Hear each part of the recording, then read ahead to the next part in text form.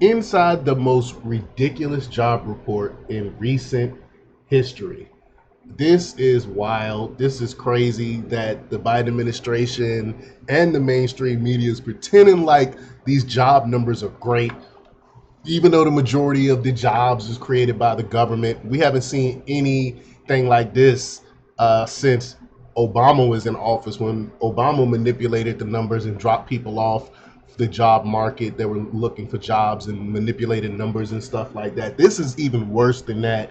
This is wild. I can't believe they're trying to get away with this, peeing on us and telling us it's rain. Excuse the vulgarity there, but that's exactly what's going on here, because these numbers are really abysmal. And again, the media is pretending like it's great, there's abundance of jobs, when in reality it's really not. They manipulating some numbers, especially when it comes to the estimated working hours. So we're gonna talk a little bit about that and what that means and how they're manipulating these numbers. But before we get started, go ahead and hit that like button, share this out so we can get this information out there. Subscribe if you're not already a subscriber, and hit that alarm bell so you know when I'm putting out new stuff. Also, check out my link tree in the description. It has a link to my Patreon where I talk about things I can't talk about here. There's also a link to my Instagram and my merch store. Also, check out jjthepsychotherapist.com for news as well. All right, let's talk about this news. The jobs report for January surprised everyone with the unexpected addition of 353,000 jobs, a 4 sigma beat to estimates, marking the highest since January 2023. Notably, the unemployment rate defied expectations from Shahm's rule, remaining stable, and average hourly earnings rose unexpectedly from 4.1% to 4.5%, challenging the Fed's disinflation narrative.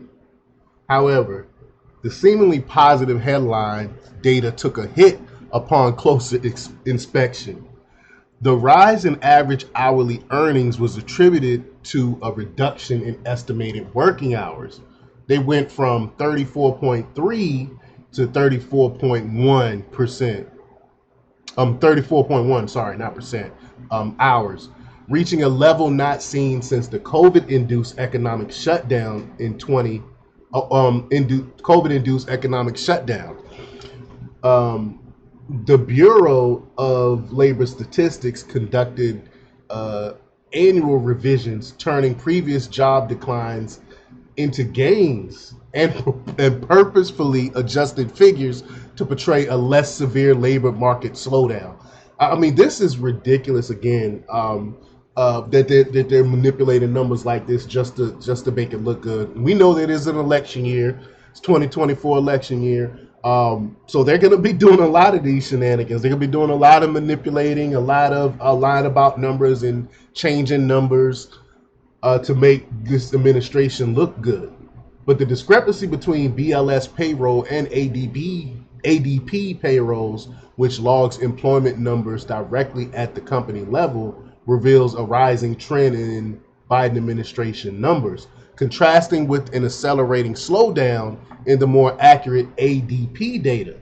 The January print relied heavily on seasonal adjustments, as the seasonally adjusted payrolls increased by 353,000, while the unadjusted reported a decline of 2.635 million jobs, indicating a 10% error rate in seasonal adjustment could overturn the reported gain. And I guarantee next month, with the adjusted figures and adjusted numbers, it's going to be a lot worse than what they're portraying right now. But they do this every time. They do this every month.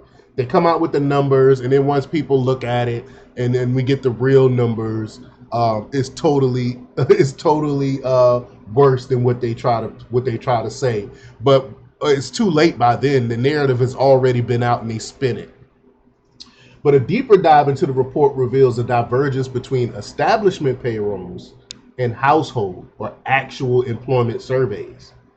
While payroll series show consistent growth, the household survey indicates a drop in employed workers by 31,000 in January, highlighting a significant gap between the two series. Further scrutiny unveils an unsettling shift in job composition, over the past year, with all job growth attributed to part-time positions. So that's why. So this is, and we seen this a lot during the Obama administration.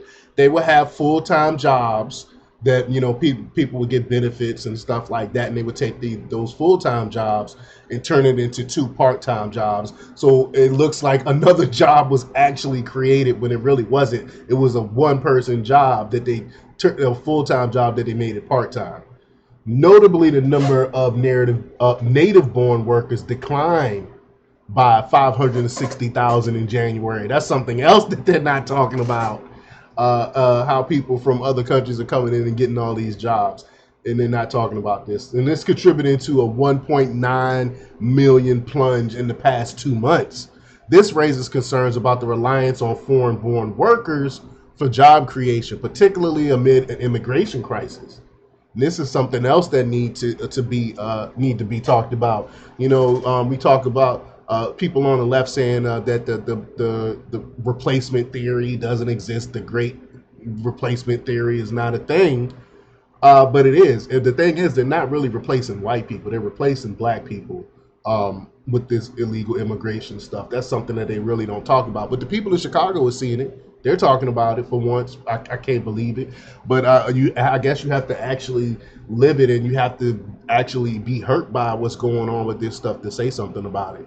But as the possibility of a recession looms, the Biden administration is under pressure to manage the narrative, aiming to avoid economic turmoil before the November elections. Now, I wouldn't be surprised if he start censoring the bad news about the economy like the Chinese is doing right now. I put up I put on my Instagram last night. I posted something talking about how China is censoring bad news about their economy. I wouldn't put it past Biden to do the China thing and follow his dear leader Xi Jinping and do the same thing here. We know that the Biden administration censored people before, so it wouldn't be a stretch for him to start censoring people talking negatively about the economy. But the potential consequences of ongoing immigration policies may become a significant political scandal once the economic realities unfold post-election. Expectations are for more unusual job numbers until the economic aftermath is revealed. But let me know what you think about this. Leave your comments down below. Like, share, and subscribe. And check out jjthepsychotherapist.com for the latest in news. Until next time, peace.